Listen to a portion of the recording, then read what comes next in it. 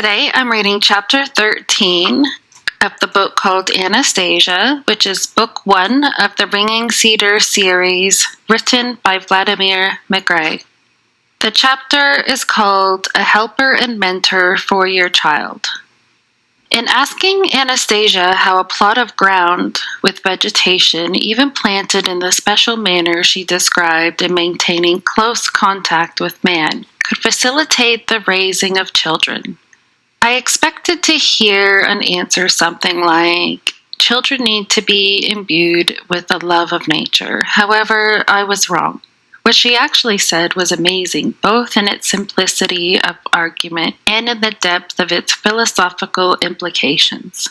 Nature and the mind of the universe have seen to it that every new man is born a sovereign, a king. He is like an angel, pure and undefiled. Through the still soft upper part of his head, he takes in a huge flood of information from the universe. The abilities inherent in each newborn child are such as to allow him to become the wisest being in the universe, godlike. It takes him very little time to bestow grace and happiness upon his parents. During this period, amounting to no more than 9 Earth years, he becomes aware of what constitutes creation and the meaning of human existence, and everything that he needs to accomplish this already exists. Only the parent should not distort the genuine natural order of creation by cutting the child off from the most perfect works of the universe. The world of technocracy, however, does not allow parents to do the right thing. What does an infant see with his first conscious glance around? He sees the ceiling, the edge of his crib, some patches of fabric, the walls, all attributes and values of the artificial world created by a technocratic society. And in this world, he finds his mother and her breasts. This must be the way things are, he concludes. His smiling parents offer him toys and other objects that rattle and squeak as though they were priceless treasures. Why? He will spend a long time trying to make sense of this rattling and squeaking. He will try to comprehend them both through his conscious mind and his subconscious. And then these same smiling parents will try wrapping him up in some kind of fabric, which he finds most uncomfortable. He will make attempts to free himself, but in vain. And the only means of protest he has at his disposal is a cry of protest, an appeal for help, a cry of rebellion. And from that moment on, this angel and sovereign becomes an indigent slave, begging for handouts. One after another, the child is presented with the accoutrement of an artificial world. Some new toy or item of clothing is offered to him as the latest sunnambunum. And the thought is thereby drummed into him that these are the most important objects in the world where he has arrived. In his infancy, despite his status as the most perfect being in the universe, he is already pandered to and treated as an imperfect creature, and even in those institutions you consider educational, he is constantly reminded of the values of this artificial world. Not until the age of 9 does he appear a passing mention of the existence of the world of nature, and then only as an adjunct to that other, more important world of manufactured objects. And most people are never afforded the opportunity to become aware of the truth, even to the end of their days. And so the seemingly simple question, what is the meaning of life, goes unanswered. The meaning of life? That is to be found in truth, joy, and love. A 9-year-old child brought up in the natural world has a far more accurate perception of creation than all the scientific institution of your world, or indeed many of your prominent scholars. Stop, Anastasia. You probably have in mind a knowledge of nature, assuming his life proceeds along the same lines as yours. Here I can agree with you, but think. Today's man is obliged, rightly or wrongly, that is another question, but he is obliged to live specifically in our technocratic world, as you call it. Someone brought up, as you propose, will certainly know nature and have a feeling for it, but in everything else he will be an utter ignoramus. Besides, there are other sciences like mathematics, physics, chemistry, or simply just knowing about life and its societal manifestations. For someone who has learned at the right time what constitutes creation, those things are mere trifles.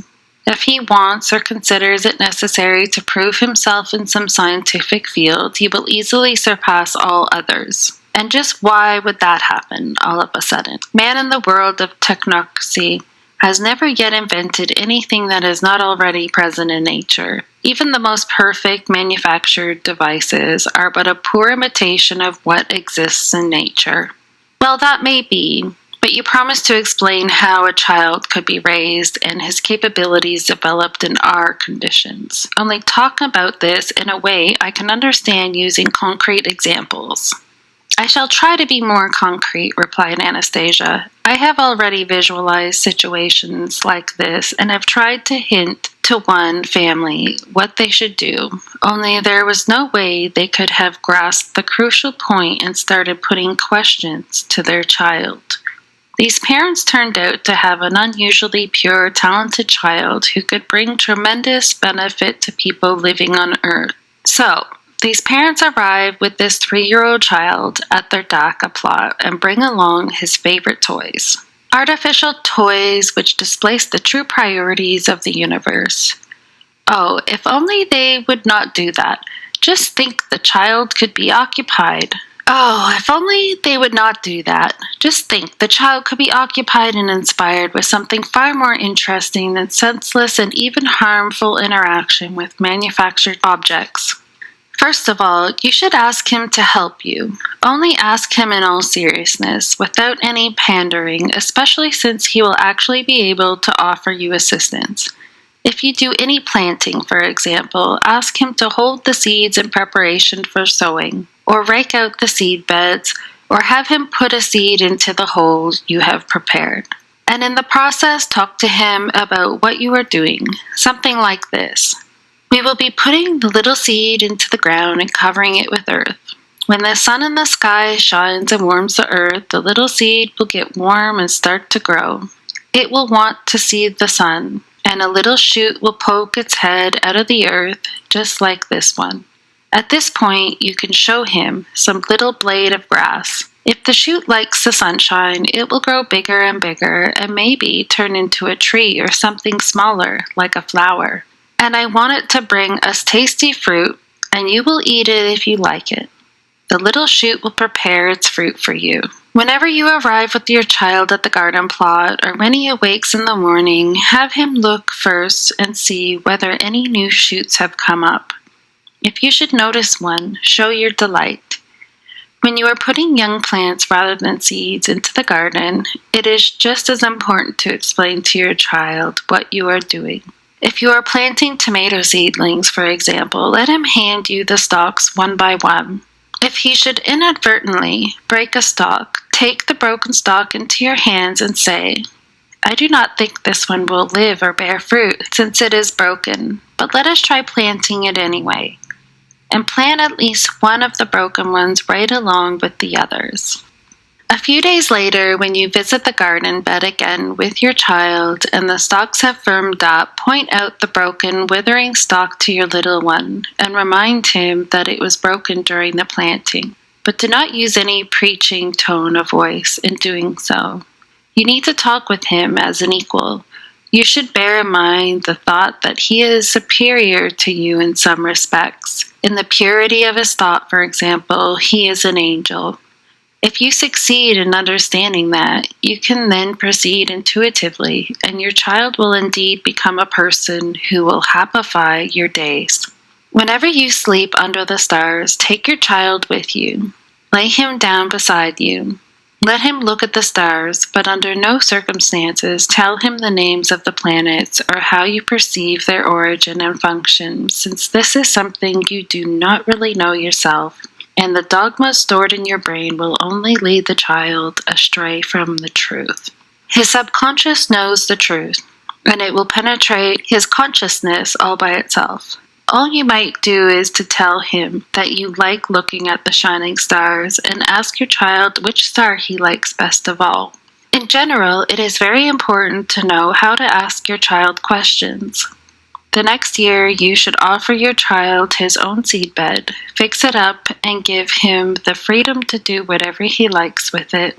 Do not ever compel him by force to do anything with it, and do not ever correct what he has done. The only thing you can do is ask him what he likes.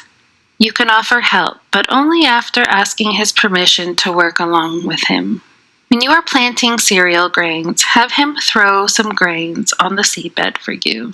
Okay, I remarked to Anastasia, still not fully convinced. Maybe this way a child will show interest in the plant world and maybe he'll become a good agronomist. But still, where is he going to get knowledge from in other areas? What do you mean, where from? It is not just a matter of having a knowledge and feeling about what grows and how. The main thing is that the child is starting to think, analyze, and cells are awakening in his brain, which will operate throughout his life.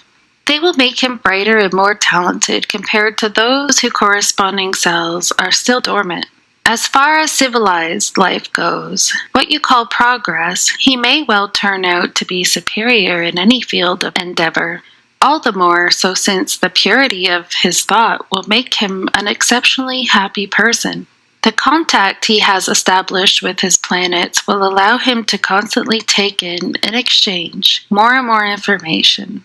The incoming messages will be received by his subconscious and transmitted to his consciousness in the form of many new thoughts and discoveries. Outwardly, he will look like everyone else, but inwardly, this is the kind of man you call a genius.